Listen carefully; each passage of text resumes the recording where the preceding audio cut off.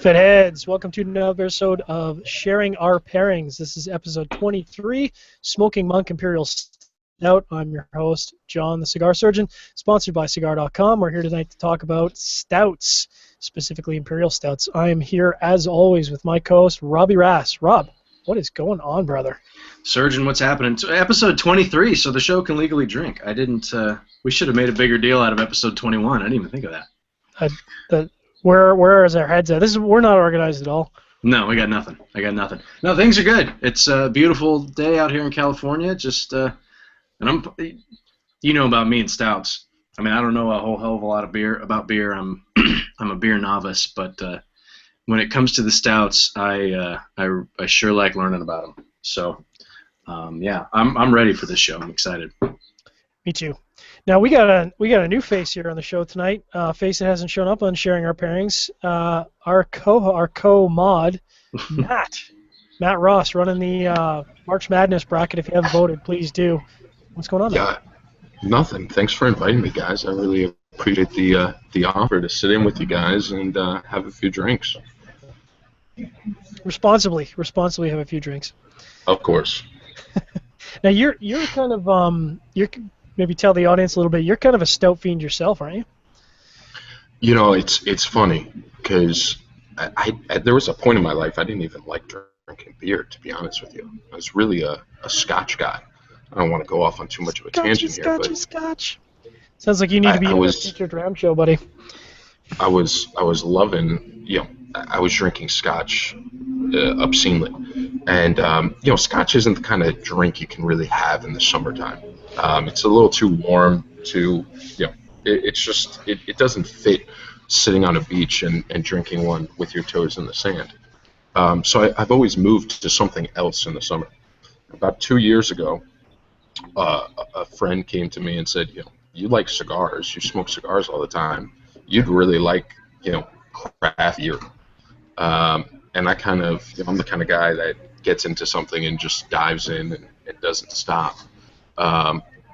And so, I've been into, I kind of dove in head first. But the point, and to answer your question, is I think there's a lot of similarities between beer and cigars.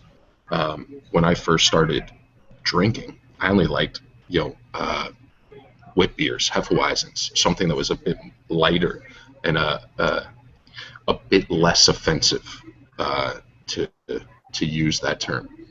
But as I've drank more, I find myself obsessed with stouts and porters over the past year or so. And so being invited to this show fit in perfectly with where I am right now. Very nice. Well, I see you on Untapped drinking beers all the time.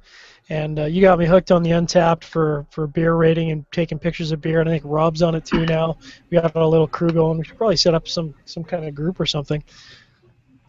I don't know if you can, but that is it makes being an alcoholic a game. So I'm a big fan of it.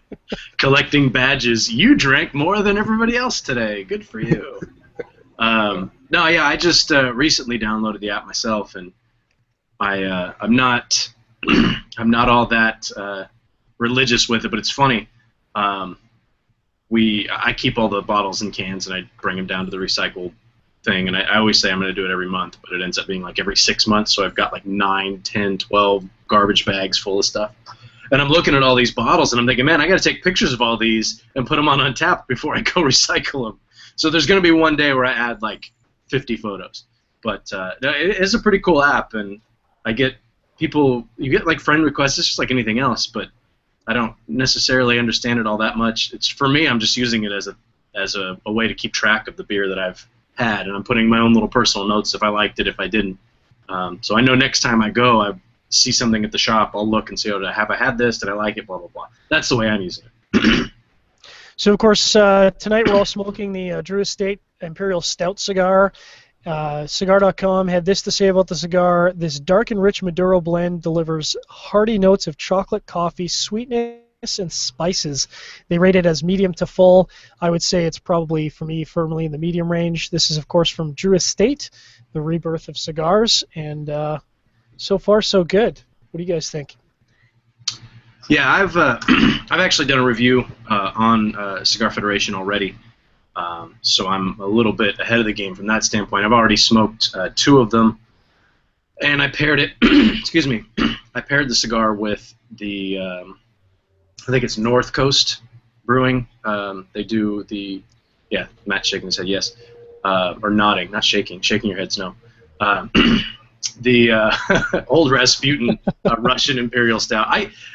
I just get sidetracked. I don't know. Like sometimes I'll just like I'm doing it right now. See, like I'm talking about something and then I'm over here talking about something else. Anyway, the old Rasputin Russian Imperial Stout was one of the recommended pairings from Cigar.com, and that was a review that I did. And the pairing was magnificent. I really, really enjoyed it. I enjoyed the cigar on its own. I don't know if there's ever been a consensus as to whether the cigar is infused or not. I know some people say it isn't. I think at some point Cigar.com said that it was. I don't know if that's still listed there or not. But whatever, it's a sweet cigar. I'll just say that. But I did enjoy it on its own. I don't know that I would seek it out on its own. But pairing it with that old Rasputin, if you've ever had it, that's a pretty hefty Imperial Stout. Absolutely. That beer means business, and they paired together really nicely. So I've got 3 beers. I know you have 3. Matt's got 3. I think we've got 9 different beers really that we're going to be pairing with tonight. So I'm excited to get started. All right. Well, I'll you know what? Why don't I just kick it off? Because my first beer here, unfortunately, great beer, but I didn't have a lot to find out about the details behind it. It is the La Vache Folle. Now, for those of you who don't speak French, and my 9th grade French is not really that great, this stands for Mad Cow. You can kind of see it's got a goofy cow on the front. Now, that would be funny. I like this beer, first of all, but that would be funny if I wasn't in the heart of beef country where we just had a mad cow scare. So it's kind of funny, kind of not, but fantastic beer. Anyways, this is from one of our great breweries out of Quebec, Microbrasserie Charlevoix. Don't ask me to spell that. It's on the website. Check it out, cigarfederation.com. You can go to the website, microbrasserie.com. Again, I'm not going to spell that. It's on the website. Check it out. They started in 1998 in Bay Saint Paul, Quebec. So great Quebec brewery. Relocated in 2009 to a new facility. Unfortunately, there wasn't a lot of information on the site, so I take that to mean they kind of spend all their time brewing beers, not all of their time screwing around on a website. And you know what? I kind of respect that. It's 9% alcohol by volume, so it's a bit of a heater, as you know, we're going to expect all of these. On the bottle, actually, it has more information than the website, so let me just read this off unprepared. The Imperial Milk Stout offers intense aromas of coffee malts, mildly bitter chocolate, burnt caramel, while the lactose brings just enough body to balance its flavors. I would agree with that so far. The original gravity is 20 Plato, 27 IBU, so it's quite low on the IBU scale. It has 68 Lovibond, which I've forgotten what that means because I was not prepared for this. But you know what? So far, so good. What do you got going on there, Rob? What's your first beer? My first beer is Samuel Smith's Imperial Stout. We've had some Samuel Smiths on here a couple of times. I know we did the oatmeal stout. Do we have the chocolate stout as well? I think we did the chocolate stout. We did the porter. I think I. And you had the Tatty Porter, exactly. So we've kind of run the gamut on this. I think the reason is they're pretty reasonably priced. I mean, this is the 22-ounce bottle. It was like $3.50 for an Imperial Stout. That's about as cheap as you're gonna get. Yep. So maybe this could have been on our budget show, but I don't know. People would have been pissed off about me calling that budget. But anyway, the oatmeal stout was great. The others have been okay, but this was one of the ones we wanted to pick it because it's readily available. Wow, in 1896 it was awarded a gold medal. Wow, that's a long time ago. It's an old brewery. Yeah, they. But nothing's. Oh, and in 1930 they got a silver, but it's been dry since then. They're like the Red Sox, or actually no, like the Cubs. More like the Cubs because the Red Sox came back and won a bunch of World Series. Anyway, just looking at this, they don't really say too much on the website. Deep chocolate in color, roasted barley on the nose, complexity, flavors of malt, hops, alcohol, and yeast. They don't really give you a ton of information. I pulled up here on Beer Advocate. And again, it's 7% alcohol by volume. It comes from Samuel Smith Old Brewery in Tadcaster. It's a Russian Imperial Stout. That's about it as far as information that I'm getting. So not a ton of info out there, but it's, I think it's going to be pretty standard. The coloring, I mean, obviously these are all going to be really dark. This one's got much more of a reddish hue to it than the other two beers that I've got. I actually cheated and poured everything in advance because this is the first time I've had any of these three beers. So I wanted to make sure I was tasting them in order, and I think the Samuel Smith's was definitely the one I wanted to do first just because it doesn't seem like it's got the strength of flavor as the others. So I'm curious to see how it's going to pair up with the cigar. Matt, what are you drinking? So I'm actually going to start with kind of the most readily available, or what I think is the most readily available of my bunch tonight. So I start with the Founders Imperial Stout. I didn't do nearly as much research as you guys did, but I get away with it because I'm just the guest, right?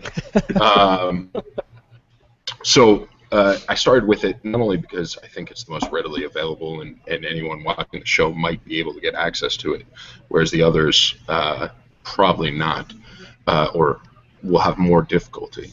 But also, this is 10.5% alcohol by volume, so it is the lowest of my bunch. Good job.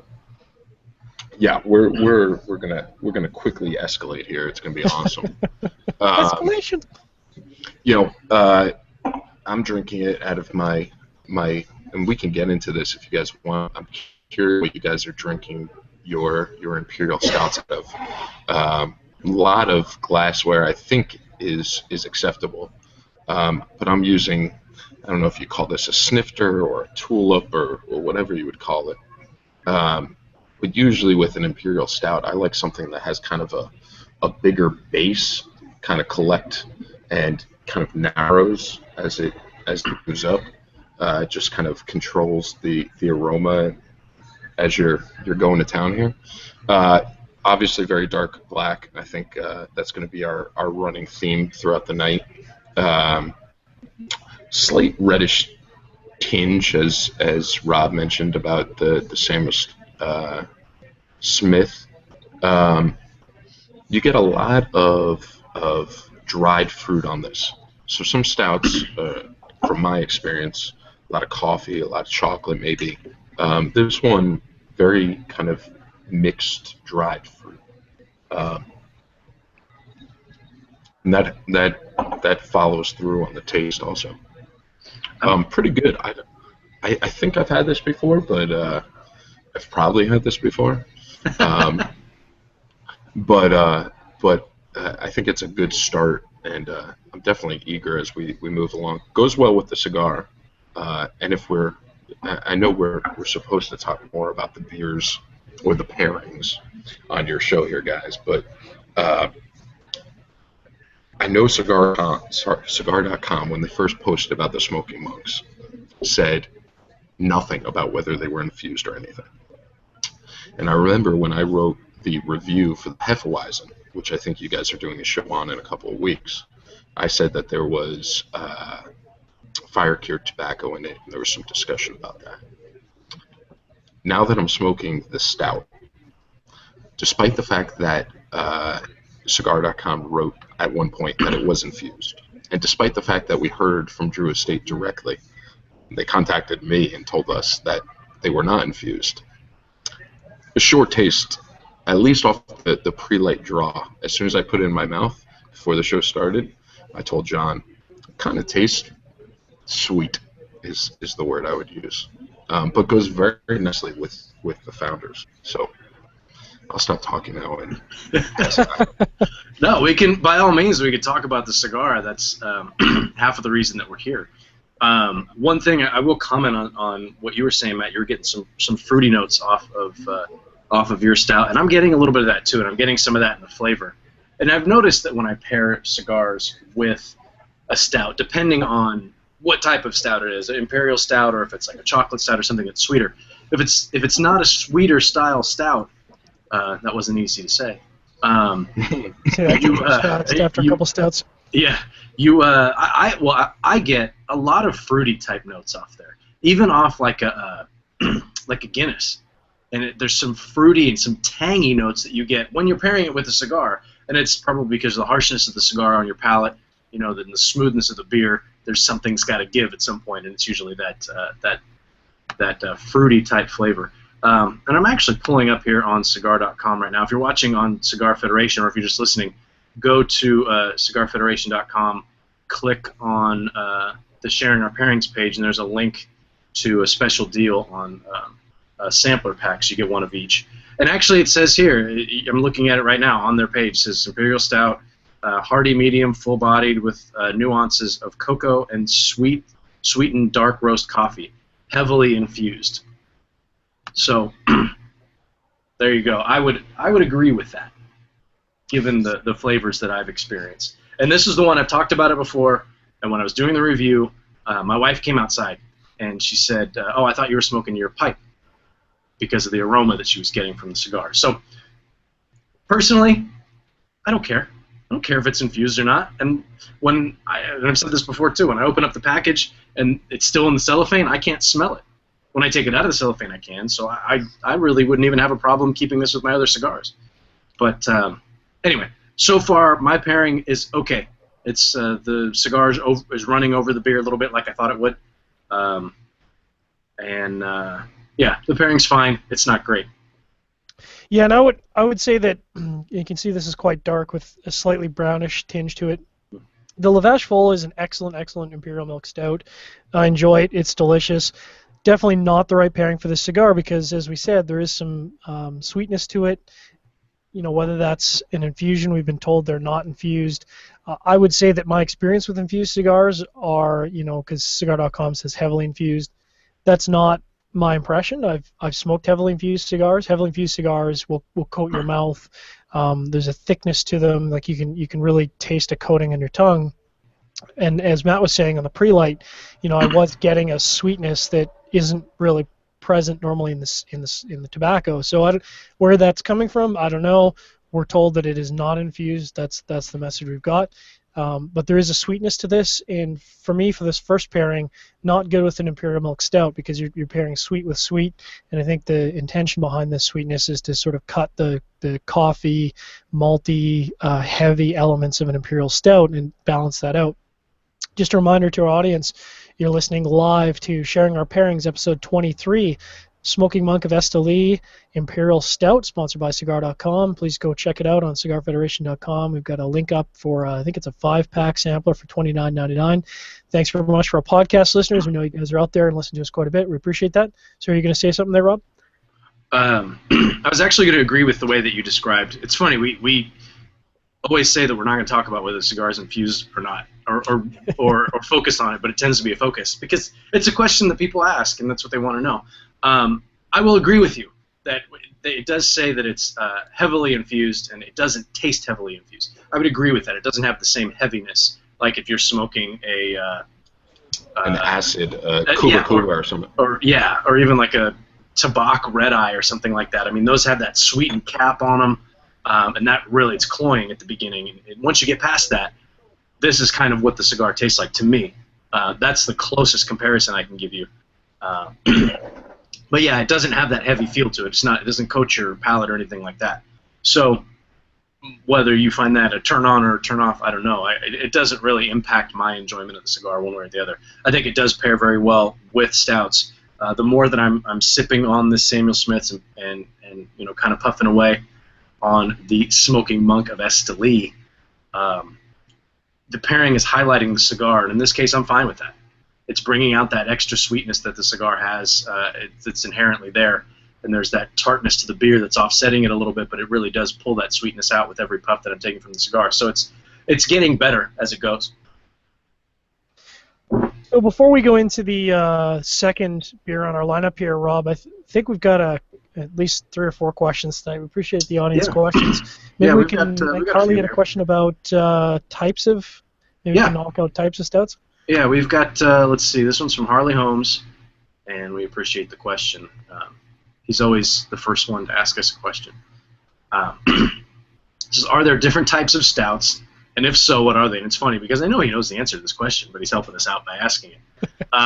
Yeah, there's a bunch of different types of stouts, and Matt and John, you guys can speak on this better than I can. I mean, the experience that I've had with stouts, I mean, the Imperial Stout, I don't know what the difference is between a Russian Imperial Stout and an American Imperial Stout, because I've actually got one of each tonight. I don't know what the difference is. I like the sweet stouts. I like the oatmeals, the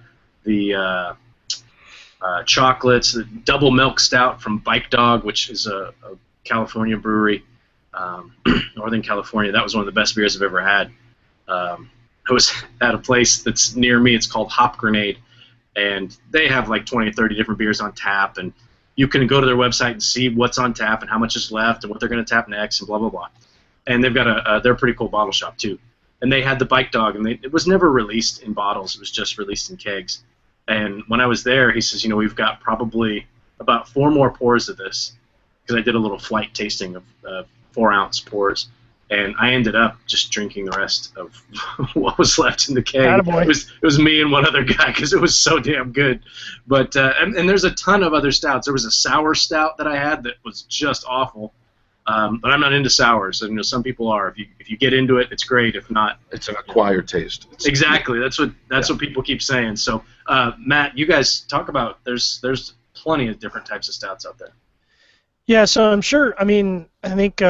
Between the three of us, Matt is probably the most knowledgeable when it comes to beer, but maybe just knocking out, we talked a little bit about this on the Porter show, is that originally stout was just really a term for strong porter. Now that's kind of diverged a little bit over time, as everything does, but I mean, at its core, a stout is really supposed to mean something with roasted malt or barley. We kind of talked about that again on the Porter show. If you haven't checked it out, please do. So that roasting malt, that roasting barley is really what's separating it. And there's a lot of different kinds. There's dry Irish stout, Imperial stout, which we're doing tonight, milk stout, which I've got, oatmeal stout, chocolate stout, coffee stout, oyster stout. You want to talk a little bit about? I mean, there's tons and tons of different types, Matt, but you could probably speak a little bit more. Well, I mean, we can go into detail forever, and I don't know how much everybody wants to hear about that, or how much, frankly, the three of us want to talk about that. But I think that to go back to the stout versus porter discussion, and I discussed with John and Rob, kind of during their porter show and afterwards about kind of my take on it. What I think, first of all, you're going to find different relative descriptions of what a porter is, what an Imperial porter is, what a stout is, what an Imperial stout is, depending on which brewer you talk to. I think you'd find some level of agreement that the difference between a porter and a stout is really in the grain bill. And that's the difference between that coffee flavor you're talking about, John, or that chocolate flavor and what you're getting out of it. I'll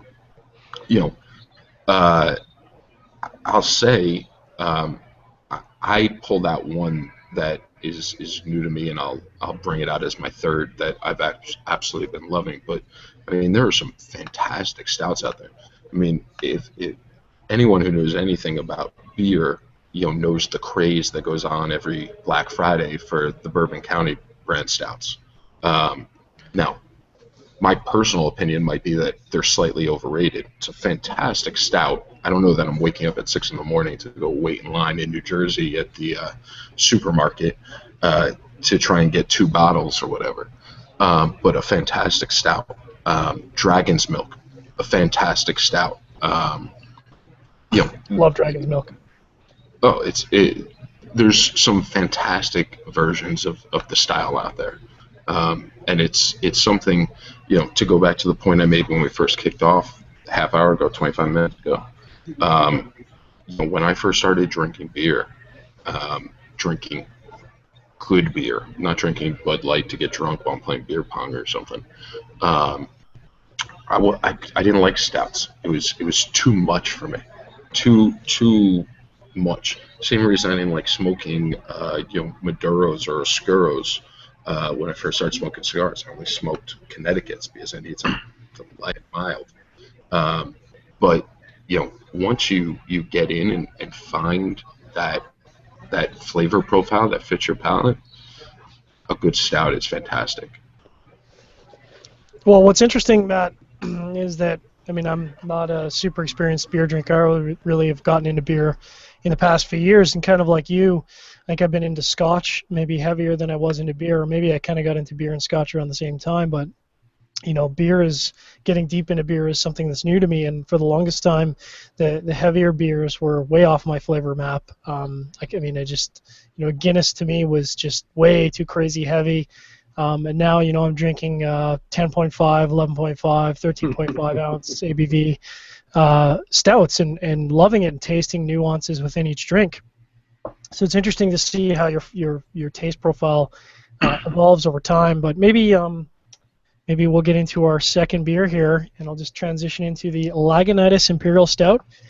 Check that out, very cool. I don't know we've had Lagunitas on the show before, but of course they're a California beer company. Yeah, baby. I love California beer companies. So far, everything I've tried is great. Started in Petaluma. I had to look that up. I had no idea what Petaluma was. That's right up the road, man. I have family in Petaluma. Yeah, boy. 1993, 1994, started in Petaluma. Kind of like some of the other sites we've gone to, there wasn't a huge amount of information, but there was a little bit on the stout itself. They describe it as a dark, thick, and scary, sort of like hydraulic sandwich in a glass. And I'll hold up the glass here. I think that's probably a pretty accurate description. We're starting to get into this sort of thick, viscous, look at that foam. It's a very, very thick, try to do this without dropping on my laptop. Very thick, very, very dark, and 9.9% ABV, which is what we would expect out of an Imperial Stout, very, very heavy ABV. Under ingredients, they say it is ounces and ounces of malt, hops, yeast, and water. I would think so. Not a lot going on in the bottle other than the origin of Petaluma, California. There's some warnings, which I think are related to California, about how this is going to make me dumb and stupid and give me cancer and I shouldn't drive and whatever. But I don't care, California, because I'm in Freedomville, Alberta. What do you got going on, Rob?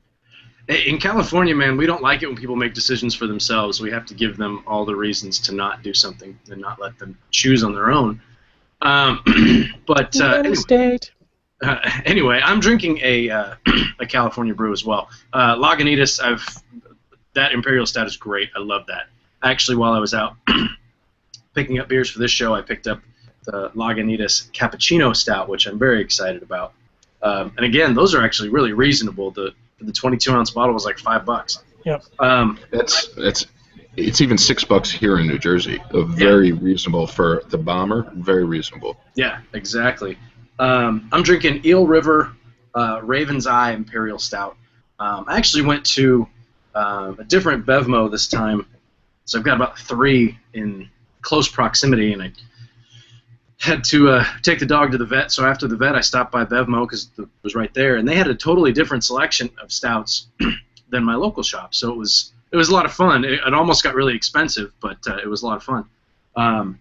So I didn't know anything about Eel River. I know it's in California, but pulled up some information on their website. They started, it's just outside of Humboldt County.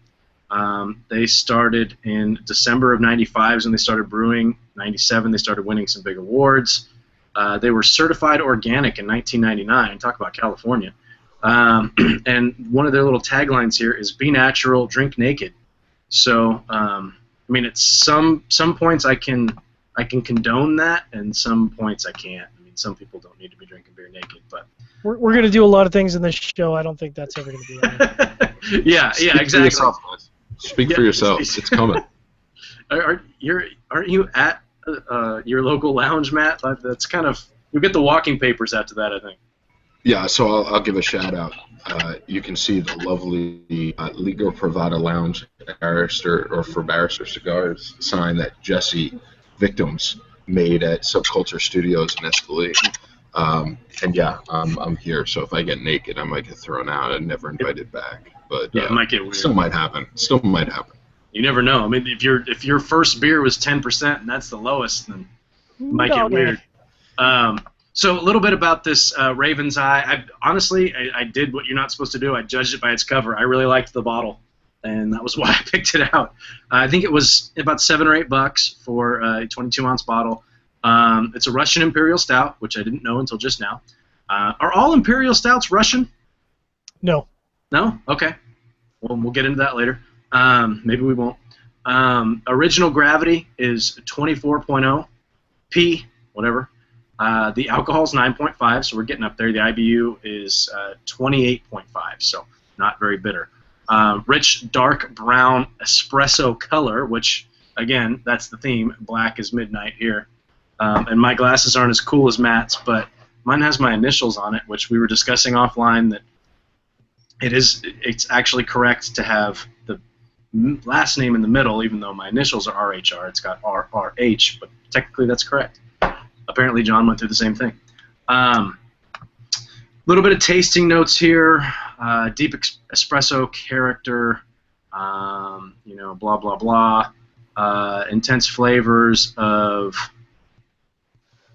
Well, okay, it's talking about food pairings here. I beg your pardon. So, wow, it stands up to foie gras and smoked goose. Nice. Have you guys ever had foie gras? All the time, man. Oh God, Yes. it's so good. So rich. They outlawed it here in California. Speaking of, and I think yeah, because it's really kind of inhumane the way that It's a little inhumane. that it's Yeah, done. but We're talking about ducks. I get it. California is. I'm telling you, man. Go work at UC Berkeley for 5 years, and you will become very conservative. Anyway, but I digress. There were people living in the trees. I couldn't handle it. It was too much. So there's I'll give another shout out to a local place here in Jersey. There's this new bar that was just opened up close to me called Paragon Tap and Table, and it's actually owned and run. The chef is I forget his name off the top of my head. I'll have to look it up by the time it comes back around. But he was a Chopped winner, that food show on Food Network, Chopped. And it's a craft food and craft beer place. I love it. Farm to table food, craft beer. It's fantastic. But he's been putting as a special on his menu a lot of foie gras lately. And he'll sear it and put it on top of a hamburger, or put it with this or put it with that. Oh my God, it's so good, so good. But I digress. Yeah, we got off. I just didn't want you bashing hippies in Berkeley anymore. Oh no, yeah, sorry. Yeah, we'll move on. I won't bash Berkeley anymore. It's a cool town if you like that kind of thing. No, You're talking to a guy who followed fish around for several summers. Oh, that's right. We had this discussion. Yeah. That's right. Matt's a hippie, so I guess so you're a hippie, but you do spreadsheets. So I don't know. Dirty hippies. I can't weigh it out. Anyway, so yeah, foie gras. They outlawed it in California for a while, and when my wife and I went on our honeymoon, we were lucky enough to spend a few days in Paris. And we had foie gras at least once a day, every place that we went, and it was freaking amazing. Anyway, so yeah, they say it stands up to foie gras and smoked goose. For cheese pairings, try long-aged cheeses such as Gouda, Parmesan, and Cheddar. Pair the Raven's Eye with rich desserts such as dark chocolate truffles and chocolate raspberry mousse cake. Those are very specific pairings. But they've got a tap room and grill in Fortuna, California, which is relatively close to me. So they say try this beer with their rich brie and mushroom burger, which sounds awesome. Or pair it with their chocolate walnut stout tort. How awesome does a chocolate walnut stout tort sound? Freaking fantastic. Anyway, I've taken a few pulls off of this already. I was cheating a little bit, and this pairing is much, much better. The rich flavors in the beer. There's a deep espresso flavor in there that is really coming out and plays really, really nicely with the sweetness of the cigar. But Matt, jump onto your next one. So I'm going real different here. I've never had this one, so I'll give another shout out. I'm just shouting out local. Yeah, we didn't know Matt was sponsored when we brought him on the show. Yeah. Matt sponsored. Hopefully this turns into free stuff for me. But so you guys invited me on the show. Thank you so much. I look in my fridge. I've got 2 Imperial Stouts. I need one more, right? So I run to my local liquor store that's on my way to my shop, Stu Leonard's in Springfield, New Jersey, and my buddy Dan is the beer guy there. You can follow him at beer_guy_Dan on Twitter. Anyway, so I tell him, I'm like, look, I'm about to be on the show. I need an Imperial Stout. What should I go with? And he gives me what I think is called Garoon. Oh, that's hilarious! I just picked up one of those just on the weekend. Did you? So I've never heard of it before, never had it, and I might be pronouncing it wrong. Feel free to contact me if I am. But it's an Icelandic stout. We're now at 11.5% alcohol by volume, so we've jumped up a whole 1% from the founders that I was drinking before. Still very black, poured with about an inch tan head. Interesting.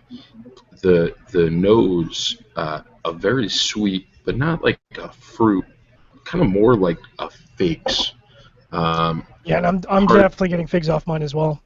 Yeah. The interesting thing about it is the founders that I was drinking before, thick, meaty, a stout that you could really bite into. This is a much more, I don't want to say watery because I feel like that's a knock on a beer, and I don't intend to knock on it, but it's thinner, a thinner beer.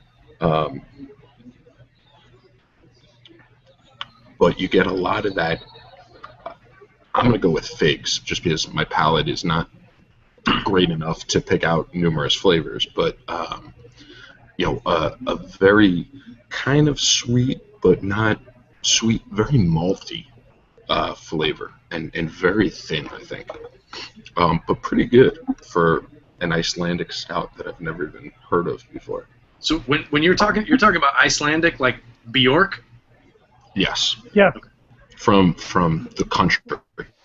the country of Iceland, yes. Green. The land of the ice and snow. Where Greenland is icy. So, Matt, when you're talking, I feel like you're telling me a secret. Like, because you've got kind of a deep voice, but you're like, yeah, so the beer was really good. I feel like you're just like whispering like secrets to me. I don't know if I like it or if it creeps me out. It might turn me on a little bit. I don't know. It's just weird. I don't know. Well, I mean, let me know if it turns you on. But I'll save that for our After Dark segment. As I was saying that, I'm thinking this will be funny, and then as I'm saying it, I'm thinking, oh man, I shouldn't have said that. But I tweeted your guy. It's Dan Jekalis. Is that how you say it? Yes. Beer guy Dan. I gave him a little shout out. So everybody follow beer_guy_Dan on Twitter. Let's see if we can get him an extra 5 followers from the show. So what's interesting, because you were saying that you picked up the Icelandic stout on a recommendation. My local store, Kensington Wine Market, I went in there and I said, look, I'm doing a show. I need some stout recommendations. Sadly, I didn't get it in time to do the cool photo thing. Otherwise, it would have been on the show. But that was one of the ones they highly recommended. They said, it's been getting a lot of really great reviews. People have really been digging it. And I think you're getting a lot of the profile that I'm getting off of this Lagunitas, where the initial flavor is very malty, very chocolatey. Don't know if I'm getting the caramel, but definitely the chocolate notes. Some espresso there. But off the nose, I mean, tons of sort of aged fruit, that like the fig, raisins you're talking about. And I think for me, the second beer, probably more in the wheelhouse of what they were thinking when they were looking to blend this cigar with these particular drinks. I think this pairs much better than my first pairing. Yeah, I'm definitely right in the same boat. I don't know if I mentioned this is 9.5 alcohol, 9.5%. You can definitely feel the difference between the two. The Samuel Smiths, I think it's fine for what you're getting. I could buy 2 22-ounce bottles of that for the same price as one of these. It just depends on what your goals are, I guess, or what flavor profile you're looking for. Again, Eel River, Raven's Eye Stout. It definitely lives up to its name. It's bigger, it's bolder, it's got stronger flavors to it. The main thing that I'm really getting is that espresso coffee note, and there's that little bit of bitterness that you're going to get from espresso coffee as well. That kind of kicks at the end, it hits the sides of your tongue. It pairs really well with this with the sweetness of the cigar. Got a couple more questions, but I want to hear more about Matt's pairing because he talked about the beer, but he hasn't really talked about the pairing yet. So let's talk about that, and then we'll get into a couple of these questions. You know, it's interesting because I thought with the founders that you know, I felt like the beer was you know, overwhelming the cigar, whereas with the Garoon, and I hope I'm pronouncing it slightly right. I assume I'm not even close, but you know, I feel like it's actually working much better. I feel like it's because it's thinner. You know, it just seems to be working better with each other. What I will tell you, I just looked it up, and this is why Untapped is really a great tool. You know, the social aspect of it, meh. Yeah. For just tracking what you're drinking, like, so I had this beer a couple weeks ago called Lava Smoked Imperial Stout, and it's by this brewery in Iceland, and that's why I looked it up. I'm not gonna pronounce this right, but Alvesholt Brugus. So 2 words, a brewery in Iceland, Alvesholt Brugus, and it's called Lava Smoked Imperial Stout. I went to this place, Paragon Tap and Table. The bartender introduced it to me, whatever. Very good stout, but had a smokiness. So if you're into Scotch, kind of like a Lefroy, very kind of a peatiness to the stout. I would love if I had a glass of that stout right now to smoke with this, because I think the smokiness of that smoked Imperial Stout with kind of the sweetness that you get off of this cigar would just be phenomenal. I can't speak to that right now. I'm just guessing because I don't have it in front of me, but it is what it is. Now, that sounds interesting though when you start talking about a stout that's got a little bit of a peaty character to it, because that would be unique. I mean, again, there's a lot of different kinds of beers that I haven't had, but I've never experienced anything like that, so that would be interesting. Just a reminder to our audience, you're listening to Cigar Federation, you're listening to Sharing Our Pairings, episode 23, Imperial Stout. Imperial Monk. See, this is what happens when you drink a couple 10-ounce beers. You start to get a little fresh, your game gets a little off. So let me try that again. You're listening to Sharing Our Pairings, episode 23, Smoking Monk Imperial Stout. We appreciate our live listeners. We appreciate our podcast listeners. Listen to our podcast listeners. We know you guys are out there, and we appreciate you guys listening. We'd love to hear some questions from you. We typically have the show link page up at least 3 or 4 days in advance. If you guys have any questions for us, we'd love to hear from you. We know you guys are out there. Appreciate you supporting the show. For sure.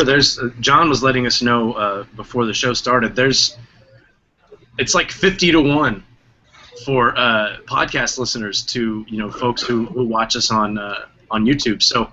I know we've used the hashtag Sharing Our Pairings. We don't use it all that much, but maybe people can post questions that way, or they can just email us direct, Rob at Cigar Federation, John at Cigar Federation, or don't email Matt because he doesn't know his Cigar Federation password.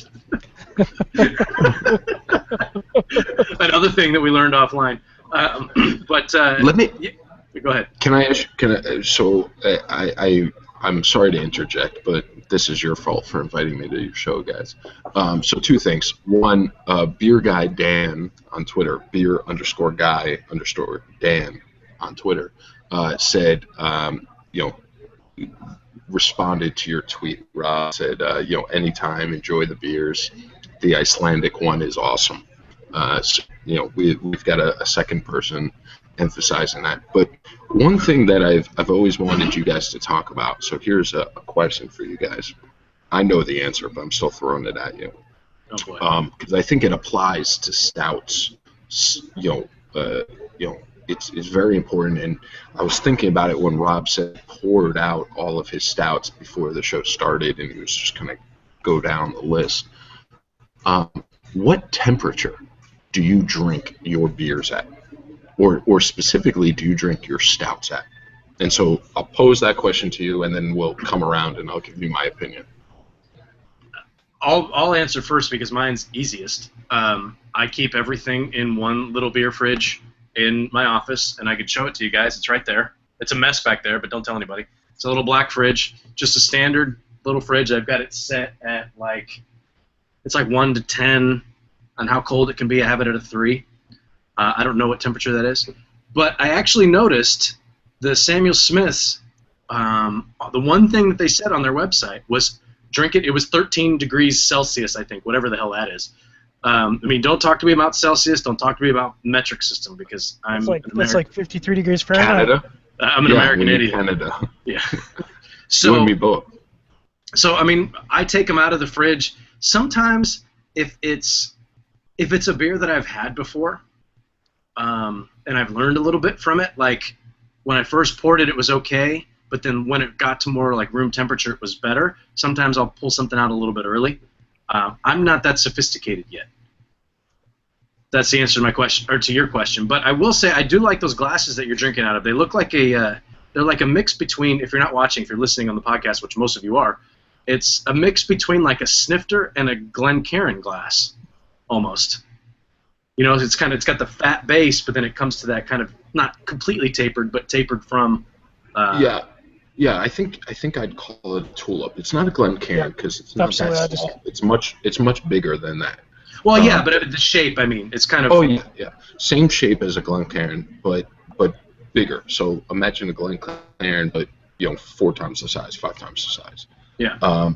And that's what I was trying to say, and one of the things I wanted to bring up, and I don't want to get off of the temperature topic, but with stouts, I think you want a glass that has a big base, something that you can pour your beer into, let it sit, but that tapers as it's going up, so it kind of traps the aroma and centralizes,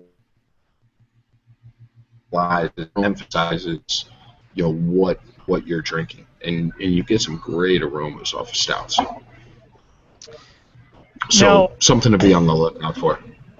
Yeah, maybe I'll take a stab at your question because, and I'm glad you asked it, and I think it's a really valid and good question because it gets brought up a lot in the Reddit subgroup R Beer.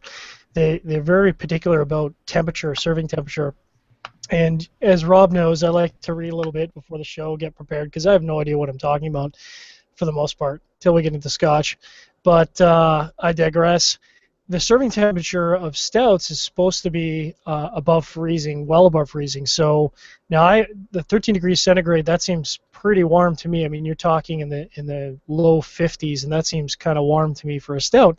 But the serving temperature I was reading was certainly sort of between 36 and 45 degrees Fahrenheit, or freedom as I like to call it because it makes me laugh.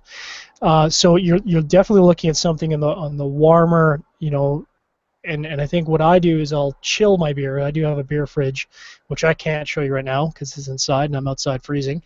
But you put your beer in the fridge, take it out for about a half an hour, and I find that a half an hour is about right to bring it up to, between 38 and 42, let it sit, and you're going to get a lot more character and a lot more brightness out of a stout than you otherwise would. Now, in a perfect world, I'd be drinking it outside where it was 55, 60 degrees, and that would work well. Unfortunately, I'm drinking and smoking right now, and it's 32 degrees. So I actually had to let my beers warm up before coming outside because my beers are actually cooling off as I go on. So it's not an ideal situation, but from what I've been told, 30, 36, 37 to 45 is about the ideal range for stouts. Yeah, and I'll let you move the conversation along, John. I don't know what else you've got planned, but normally I try and have my beers in the mid-40s. I think that kind of typically emphasizes the flavors and the aromas. Stouts, I typically actually prefer them as they warm up. So the reason I bring this up is because I'm curious how, for example, that the Sam Smith or whatever Sam Smith. The first stout that Rob was drinking. I'm curious how he thinks it improves over time. Because I find that, you know, if I have it in my fridge at, you know, mid 40s, when I pour it, I'm not getting a lot of those flavors from the stout. But if I leave the bottle out on the counter, by the second glass I pour, that's hitting hard and it's hitting good, and I'm loving life when I'm drinking it. So, you know, something to keep in mind for your listeners that or viewers that don't often drink stouts. They're really, you know, there's the old joke in America, at least, about you know, British people drinking their beer warm. This is one example where I think it actually works. Something to keep in mind. Yeah, when it comes to that, I think the Brits got it right, and I think it is Samuel Smith. It's not Sam Smith. He's not going to croon to you, but it is it's Samuel Smith. He'll brew for you. You see what I did there? Croon and brew. Wasn't that good? It was very clever. I gave it a shot. One quick item before you guys move on. There's a question in the chat room from Jason Myers. He's asking, what's the deal with oatmeal stout? Is it made from oatmeal? And I should preface all of this by saying I'm no expert. I drink a lot of beer, and I read up a lot on it, but I'm no expert. My understanding of oatmeal stouts is that during the brewing process, there is you know, oats are added to the brew, and you know, a decent proportion of oats are added to the brew. So not only do you have, you know, your various grains, but you're also throwing oats on top, and that's where the oatmeal stout name comes from. John, Rob, I don't know if you guys have any more insight than I do, but I saw that question. I want to make sure we answered it. Yeah, I mean that's my understanding too. It's kind of like an IPA where you'll add hops throughout the brewing process. It's the same idea. You're not. I mean, you can certainly toast oats and put them in there for an alternate flavor. You get some sugars off the oats, but it's added throughout the brewing process to add a richer, because you are getting some sugars off of the oat. I mean, every grain that you put in the brew or in, you know, whatever alcohol you're developing is adding flavor and character to the beverage. So yeah, that's my understanding.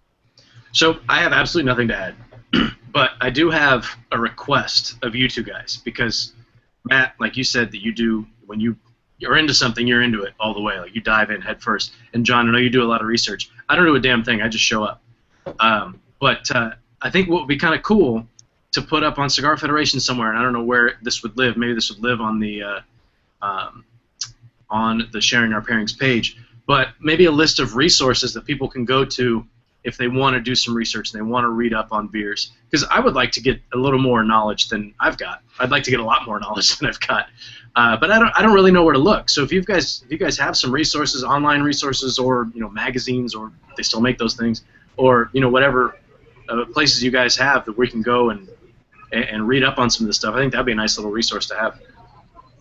So one thing I might do, you know, on the Anything Goes sub forum on our Cigar Federation forum, I forget what the exact name of it is, but we have a forum thread about homebrewing. We have a forum thread about craft beer. What might make sense is to create separate subforums specifically for sharing our pairings. We'll move that stuff in there, and I'll add a separate thread just about beer stuff. And so if you are listening to this as a podcast, if you're listening to this live tomorrow, come check out the site. I'll be in the chat room. Ping me, or just look in the Sharing Our Pairings subforum. I'll have it created sometime by tomorrow morning, late morning, afternoon, and we'll start kind of detailing that so people can get more into beer. And there's some, you know, some of the Fed heads are really into craft beer and really into homebrewing, much more than I am. And it'll be a good opportunity to kind of expand our knowledge and increase conversation. Cool. And adding sharing our pairing sub forum so people can post different pairings that they've had. Because I'll pair stuff, on a random weekend and just not for a show or I'm prepping for anything, just because I felt like it, and that's a good place to have a little outlet for that. We do have a couple of questions I want to get to before we get into our last beer. We knew the show was going to run long, so prepare yourselves. Okay, this one is from Bob Dog. And he says, I typically hear that a strong cigar is best for pairing with a stout. So do you follow that line of thinking, or do you pair a specific cigar with a specific stout? My answer to that is, I don't know that it necessarily, strength of flavor in a cigar I think is important. I don't think the strength of the cigar is important, like the nicotine strength, because, these cigars here, I think they're blended perfectly to pair with many stouts. But they're not the strongest cigars in the world, but the strength of flavor is there. For me, if I'm pairing something that's not this particular cigar, definitely going with the Maduro wrapper, because I like to get that sweetness out of there. I want sweetness coming from my cigar if I'm pairing it with the stout. If I'm pairing with a sweeter stout, like one of that high water campfire stout, which I'm freaking in love with, and I got to get to somehow figure out how to get that to you guys, because I don't know if you guys have access to it. That's a local brewery. I don't know how much they're distributed, but it's so damn good. Something like that, I'd probably want to go with a spicier cigar that's going to offset that sweetness a little bit. So, Bob, my answer to your question is it's really going to be kind of a personal preference, and it's going to depend on what beer you're drinking. Obviously, there's certain things that you can rule out. You could rule out a Connecticut. You could rule out, well, that's probably about it that you could rule out. We've talked a lot about pairing with Cameroons, John. I don't know if depending on the Cameroon blend, maybe, maybe not. But some Habano blends would be nice because you're going to get that spice, that pepper from the wrapper. Connecticut broadleaf, things like that. Even though I just said leaf Connecticut's out, but yeah. I think I'd agree with you, Rob. Connecticut's typical Connecticut's, and this doesn't, Nomad, Fred, is not your father's Connecticut. And now, over the past several years, Connecticut's are being blended drastically differently. More aggressively. I think, what we're talking about. But I think you can't, if you is too mild, you're going to be ending up, and I wrote about this in my review of the Smoking Monk Hefeweizen, you're going to be ending up drinking a beer and just kind of having a cigar on the side. Yep. If you truly want to pair your beer and your cigar, you've got to find, if you've got a sweet stout, you probably want something that has a bit more kick. I could see with the Founders Imperial Stout that I said was very sweet, I could see something like the My Father Le Bijou Petit Robusto, something that has a nice kick to it that I really enjoy, fitting very well with it. Whereas if I've got a stout that maybe isn't as sweet, maybe it's got a big coffee roast flavor, a cigar that has a nice sweetness to it, like this Smoking Monk Imperial Stout, would work perfectly with it. So I think it depends on the kind of stout you're drinking. Yeah, and I would echo what you guys are saying. I think, if I was repairing this La Vache Folle, which is a much sweeter stout because it's a milk stout, it's got milk solids in the stout to make it sweeter, I'd be thinking a San Andreas Maduro wrapper. I think that would, the spicy pepper would stand up better. Like you said, Rob, maybe a Habano wrapper where it's got that fuller, earthier, peppery note to it. But I think this pairing is what makes sense. You're looking at something sweeter that you're pairing with Imperial Stout, which is certainly heavier coffee, maybe a slightly on the bitter side from that coffee element. And really, I think over 23 episodes, we've really learned that we're looking for complementary. You can contrast for sure. Like you can go crazy with, Ecuadorian whatever wrapper, but you're probably going to get too outside of. In my opinion, you're going to get too outside of what would pair well. But I think part of the thing we've learned on this show is that we have a little fun with it. We try stuff that we wouldn't otherwise try, and sometimes it ends up with great results. So. Yeah, one other thing, Bob, that I would recommend, and this is a little bit more specific, because I was talking about that High Water Brewing Campfire Stout, and they call it a campfire stout because it tastes like s'mores. So there's like a graham cracker chocolate, and I didn't really get a lot of marshmallow, but it's got that sweetness to it. But you definitely taste the graham cracker, you definitely taste the chocolate. So the sweeter beer, that Casada keg that was just released, it's released for St. Patrick's Day this year. I smoked that and paired it with that beer when we had Terrence on Cigar Chat recently, and that pair was phenomenal. Really, really enjoyed it.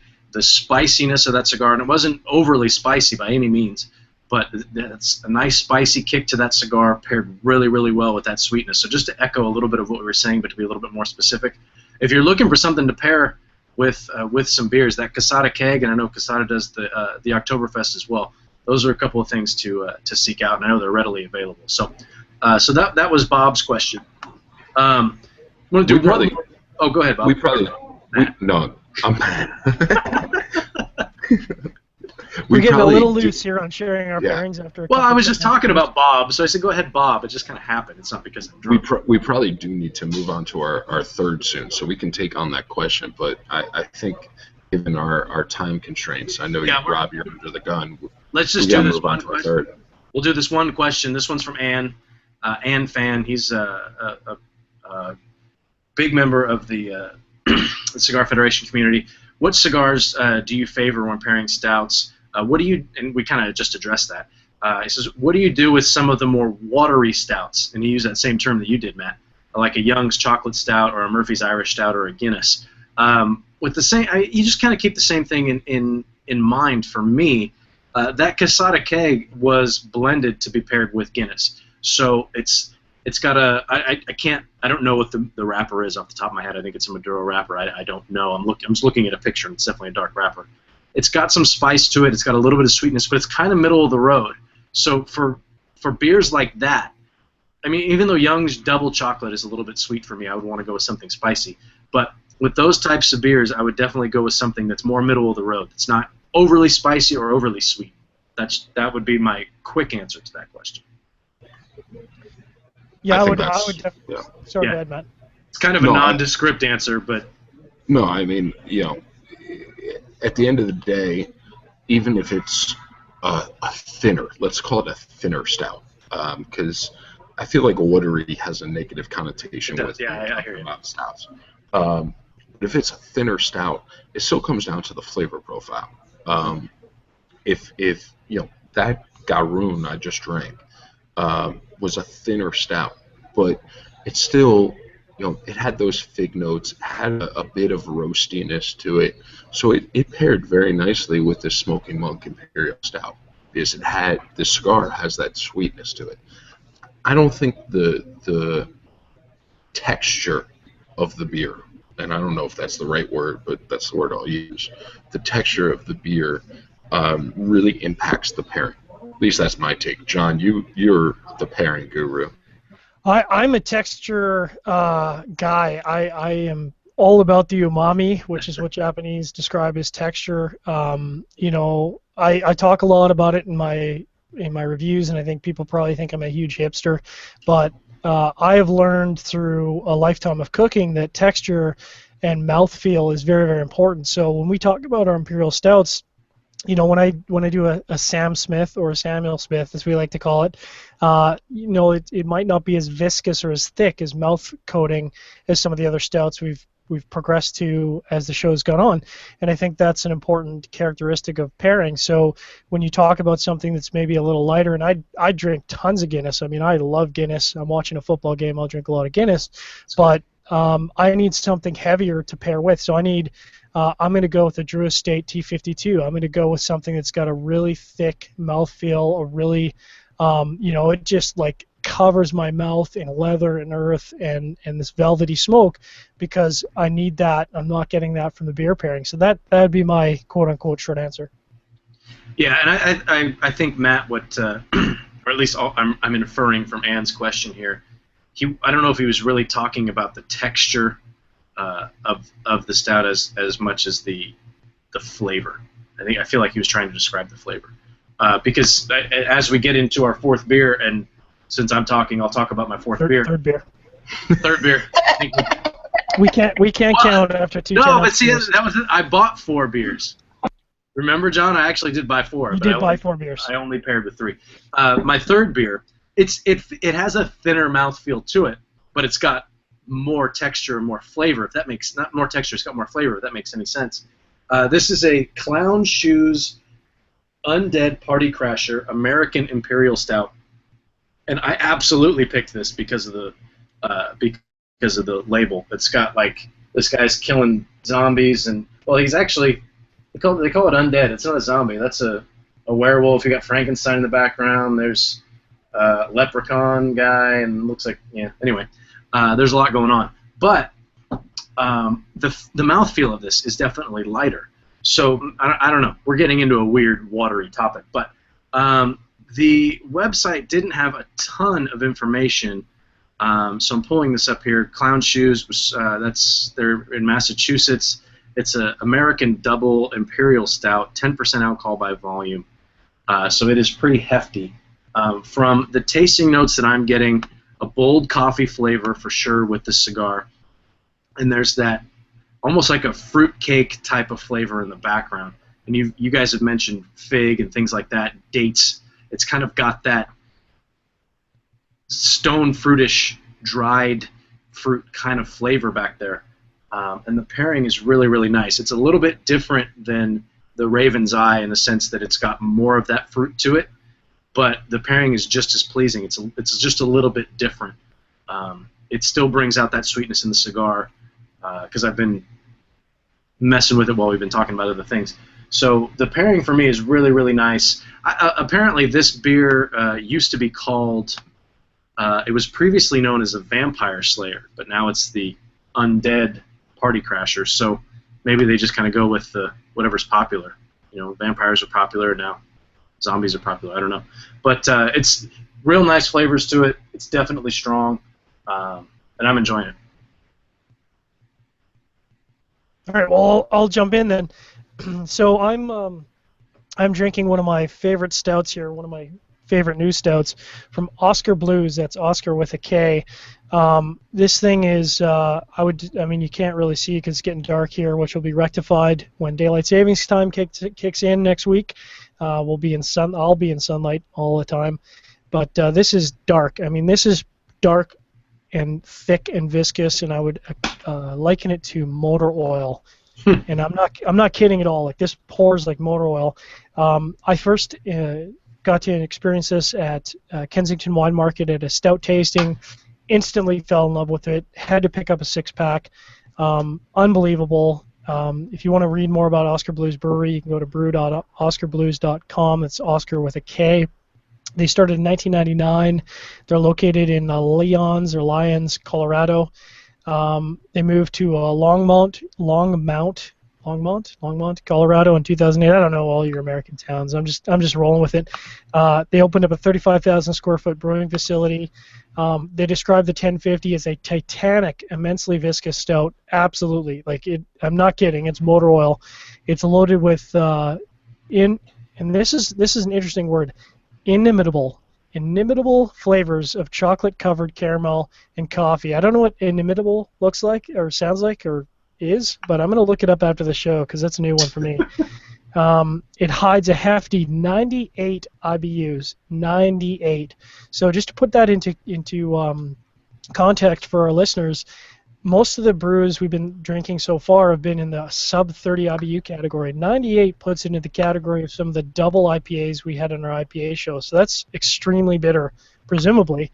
But they say it's hidden underneath a smooth blanket of malt. 98 IBUs, 10.5% ABV, so we're definitely getting to the strong category. 2-row malt, chocolate malt, roasted barley, flaked oats, and hops. I appreciate that you guys have suggested food pairings because we love that stuff. Salted chocolate truffle. I've never had a salted chocolate truffle, but I think I need to go try one. Mm-hmm. I bet it's amazing. I'm in. Chili Creole, mussels, oysters, sausage, seafood. So you can see where they're going with this. They're looking for something with that umami, which I was talking about before, which has this sort of thick experience and I would say that this stout runs right up to the edge of running over this cigar without actually running over the cigar. They've managed to have a really intense Imperial Stout. Like, it's got just absolutely huge chocolate characteristics, huge espresso characteristics. It's very, very thick, viscous mouthfeel. Definitely getting a lot more aged fruit notes, like dark fruit notes off of this, maybe plums, figs, but it's still working with the cigar. In fact, I'd maybe put it between the Lavash Full and the Lagunitas in terms of it has characteristics of both. So, yes, I've had 2 beers, so maybe it's just the beer talking, but I love the 1050, and this pairing absolutely works for me. Matt, what do you got? No, so just to comment on yours first. So first of all, the Founders Imperial Stout I had first was 90 IBUs. So this is even more than that, and those two are probably, I don't have the IBUs on the others, but I would assume that those two exceed the rest of the bunch by a decently fair margin. But the 1050, so I mentioned before the Bourbon County Brand Stout. I think when you're talking about stouts, one of the most well-known is that Goose Island Bourbon County Brand Stout. That 1050 is, in my eyes, better and more accessible than the Bourbon County Brand Stout. And it's the same thing as cigars. I assume most people watching or listening to this are cigar fans and understand the concept of limited editions or limited releases. The Bourbon County Brand Stout gets a lot of its hype because it's limited. You can only get it once a year unless you're in Chicago. But that 1050 is a fantastic stout, absolutely wonderful. And it's the same company that makes Dad's Pale Ale, which is also a great beer. But I actually was going to drink that, but decided against it because I knew John was.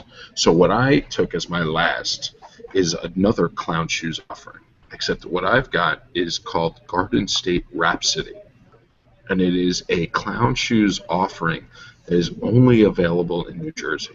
And this is the second time I've had it. It was just released within the month, probably. It's American Imperial Stout, aged in rye barrels. Oh. And let me tell you, if you're into beer and you're into stouts, find a beer trading forum and find somebody in New Jersey that will trade you this, because this is phenomenal. So here's my glass. Hopefully you guys can see it. As pretty much everything else, pours pretty much a pitch black. It's got a bit. I'm trying to show you guys. I don't know if it's coming up on the video, but it's got some decent latency where you can see kind of the head kind of sticks to the glass. The nose, malty. You get you definitely get that whiskey or rye or whatever you want to call it. Some vanilla, caramel, things like that. And I would say that the texture, we'll keep using that word, is, I don't know a better word, somewhere in between Founders, which was very thick and chewy, and the Garoon, which was thin, as I described it. Not too sweet, not too roasty, coffee-like.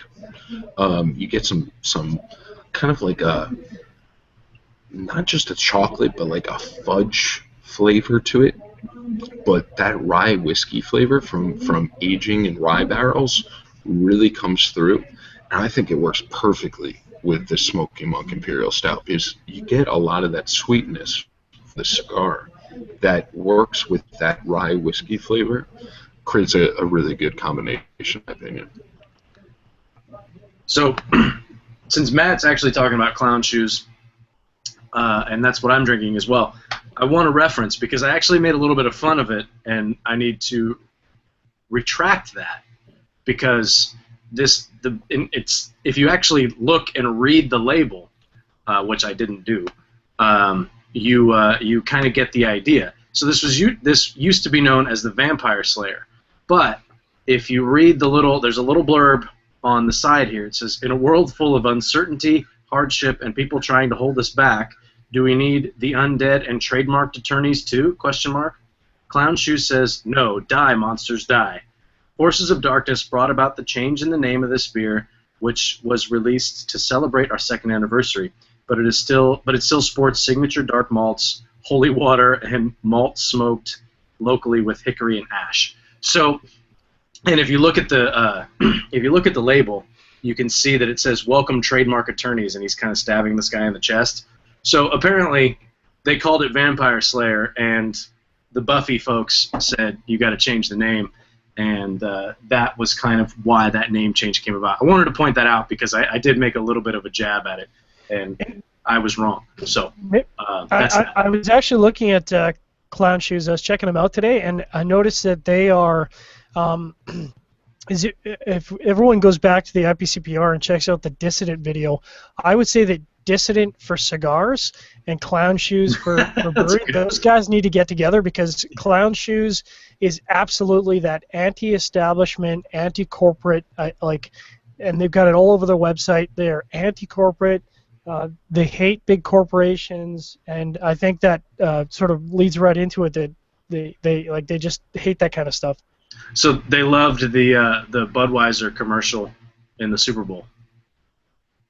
You guys remember that one? That was really anti-craft beer. Oh, yeah. We could do a 20-minute segment on that. Yeah, we could do an entire show on that. Yeah. We'll move on, but I thought that was interesting.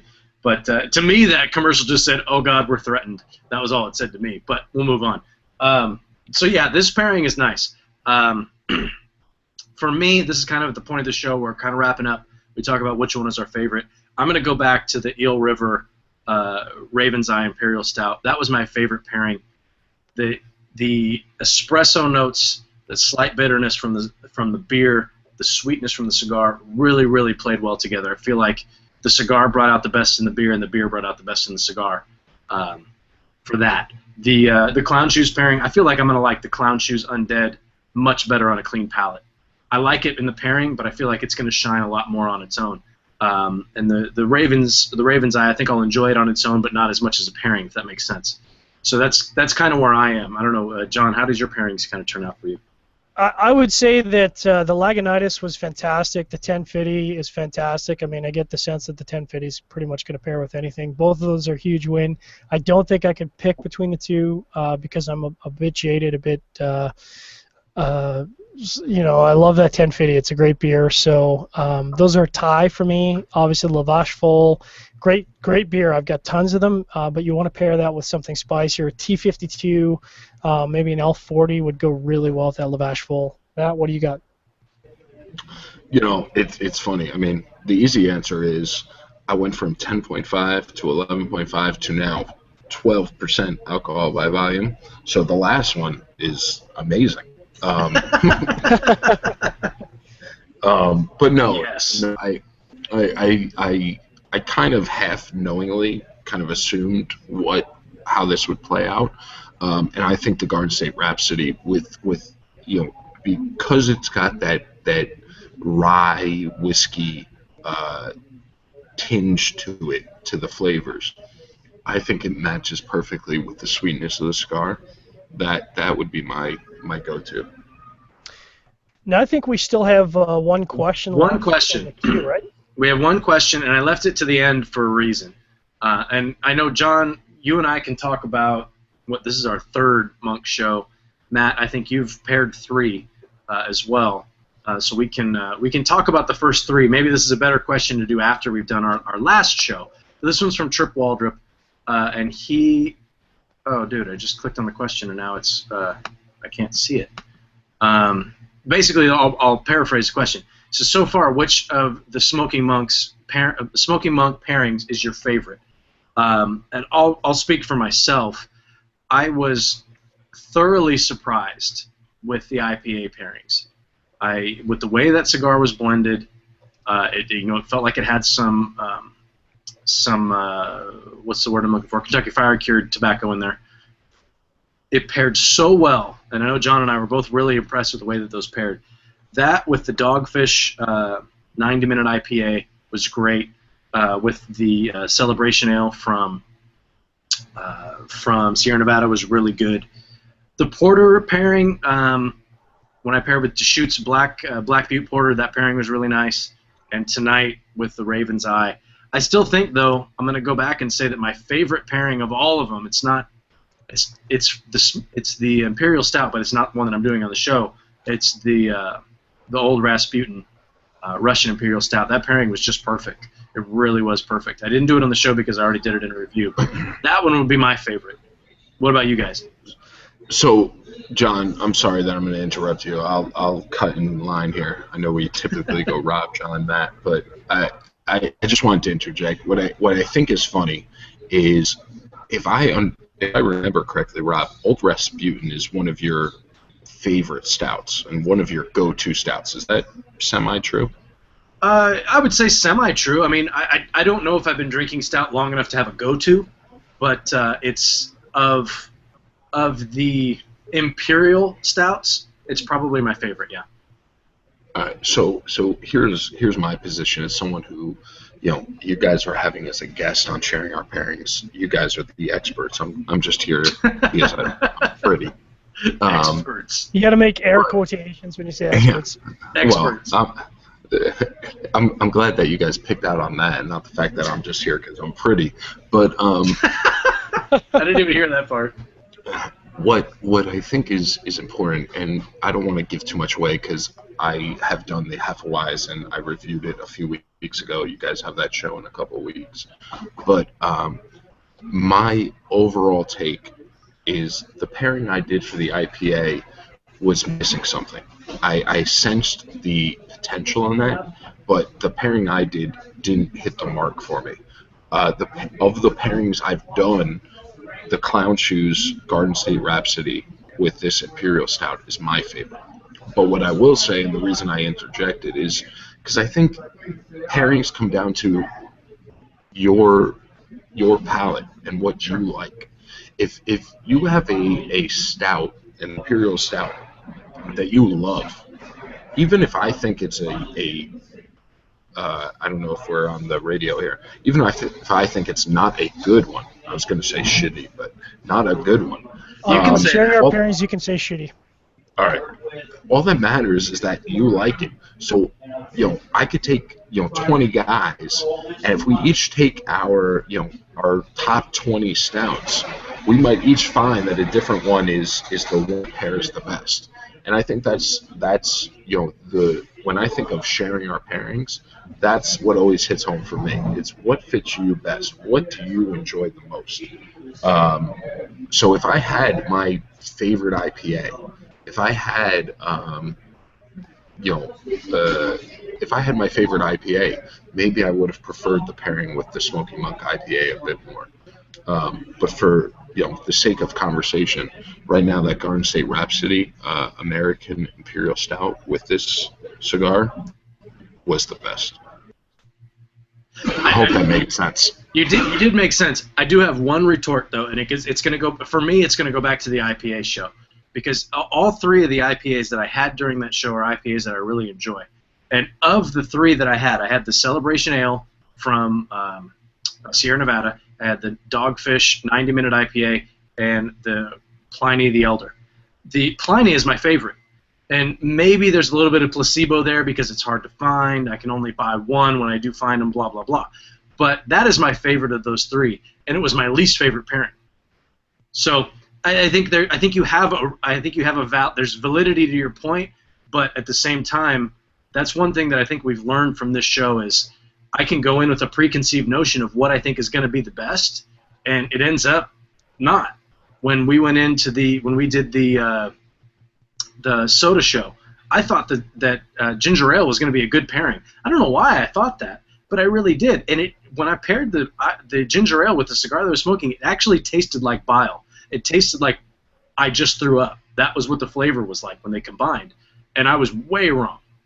So I think that there's a point there that you'll go in with a preconceived notion of this was my favorite of the three, so I'm expecting it's going to be right. But sometimes you can get there's a curveball there. So I'm not disagreeing with you. I'm just saying that that's kind of the fun of it, really. You go in, you think that this is going to be the best, and it ends up being the worst. And I really thought, I mean, John and I both thought that the IPA show was going to be the toughest one to do, and I really liked all three of the pairings. Fair enough. Yeah, John, no, what did you think? Not arguing, just saying. Yeah, I would say that, and we've talked about this throughout the, because we got a question on the Porter show, I think it was, about whether we organized this in a particular order. I was looking forward to the Stout show the most because I love stouts. I mean, stouts are right in my wheelhouse.